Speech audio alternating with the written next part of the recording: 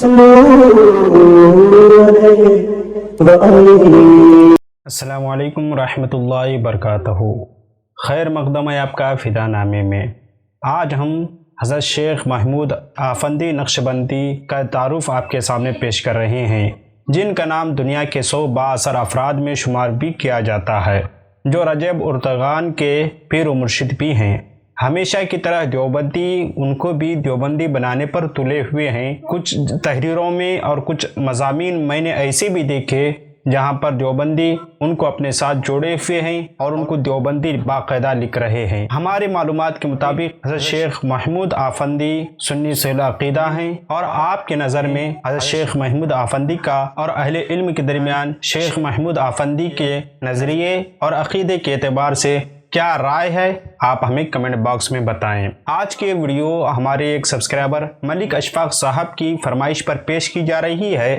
اگر آپ کو یہ ویڈیو پسند آتی ہے تو لائک کریں، اور اگر ویڈیو پسند نہ آئے تو ڈس لائک کریں۔ احباب تک اس ویڈیو کو شیئر کریں اور ہمارے چینل کو سبسکرائب کریں۔ کچھ جگہوں پر کچھ نام جو ہیں ظاہر سی بات ہے کہ ترکی زبان کے ہوں گے، جو ہمارے زبانوں پر چڑھتے نہیں اور ہمیں بولنا بھی نہیں آ سکتا، تو ایسی صورت میں آپ ہمیں نظر انداز کریں۔ جب 20ویں صدی میں علماء و مشائخ اور داعین اسلام کا تذکرہ ہو، اور حضرت شیخ محمود استامہ نغلو کو نظر انداز کریں، جو کہ حضرت شیخ محمود آفندی کے نام سے جانے اور پہچانے جاتے ہیں۔ حقیقت یہ ہے کہ حضرت شیخ محمود آفندی وہ شخصیت ہیں جو نہ صرف ترکی بلکہ پوری عالم اسلام میں ایک عظیم داعی، مفکر اور شیخ طریقت کی حیثیت سے اپنی مثال آپ ہیں۔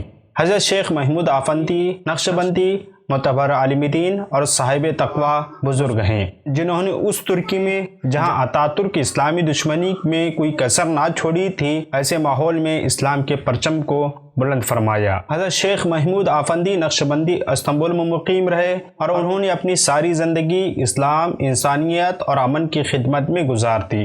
آپ نے جس جوش اور پرجوش طریقے سے دعوت اسلام کا کام کیا ہے، اس کی مماثلت ملنا آج کے اس دور میں ناممکن ہے۔ حضرت شیخ محمود آفندی نقشبندی 1929 میں میانو ٹاونلی نامی گاؤں میں پیدا ہوئے۔ طرابزون صوبے کی بستی تھی۔ ان کے والد کا نام علی آفندی اور دادا کا نام مصطفیٰ آفندی ہے، اور آپ کی والدہ کا نام فاطمہ حنیم آفندی بنت طیفان آفندی ہے، جو راسل عقیدہ مسلمان اور سلسلے نقشبندیہ سے وابستہ رہے، جن کی تقوی و طہارت کی قسمیں ایک زمانہ کھاتا ہے۔ حضرت شیخ محمود آفندی نقشبندی نے اپنے والدین کے پاس حفظ قرآن کو صرف محض 6 سال کی عمر میں تکمیل کیا۔ خلافت عثمانیہ کے خاتمے کے بعد بدبخت اتاترک کمال مصطفیٰ نے قرآن کریم اور مذہبی کتابوں پر پابندی عائد کر رکھی تھی۔ نماز، روزہ، اذان و حجاب وغیرہ بھی غیر قانونی قرار دیا تھا۔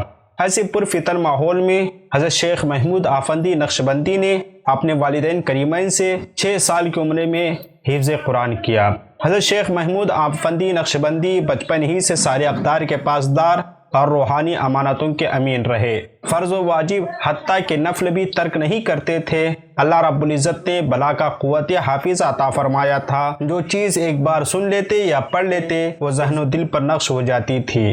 یہی وجہ تھی کہ حضرت شیخ محمود آفندی نقشبندی کی ذہانت اور فطانت لوگوں کو حیران کر دیتی تھی، جس کے سبب والدین اپنے بچوں کا نام محمود رکھنا پسند کرتے تھے، اور یہ حسرت و یاس بھی رکھتے تھے کہ ان کے بچوں میں بھی حضرت شیخ محمود آفندی نقشبندی کی طرح قوت حافظہ اور ذہانت آ سکے۔ مزید تعلیم کے لیے حضرت شیخ محمود آفندی نقشبندی نے کم عمری میں ہی قیصری کا سفر فرمایا، جہاں آپ نے شیخ احمد ہوجا آفندی سے صرف و نحو، عربی اور فارسی ادب کی تعلیم حاصل کی۔ 1 سال قیصر میں حضرت شیخ محمود آفندی نقشبندی نے تعلیم حاصل کرنے کے بعد اپنے وطن واپس آ گئے، جہاں آپ نے مشہور قاری قرآن محمد رضی ہوجا آفندی سے علم قرأت کی تعلیم حاصل کی۔ حضرت شیخ محمود آفندی نقشبندی علم بلاغہ، علم الکلام، علم تفسیر، علم حدیث، فقہ، اصول فقہ اور اصول حدیث اور اصول فقہ اور اصول تفسیر اور دیگر اسلامی علوم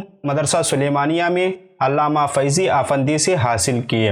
حضرت شیخ محمود آفندی نقشبندی نے 16 سال کی عمر میں تمام علوم و فنون میں مہارت تامہ حاصل کی، اور اسی سال ان کی شادی زہرہ حنیم سے ہوئی۔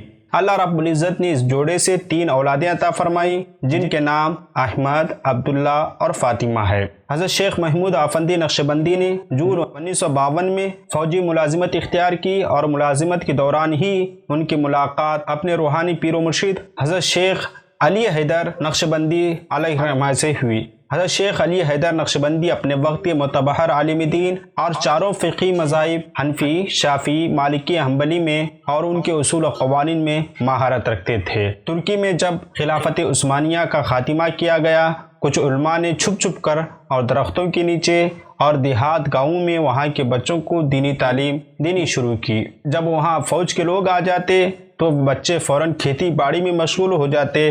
یوں محسوس ہوتا تھا کہ یہ بچے پڑھ نہیں رہے بلکہ کھیتی باڑی کر رہے ہیں۔ ان طالب علموں میں شیخ محمود آفندی نقشبندی صاحب بھی شامل تھے۔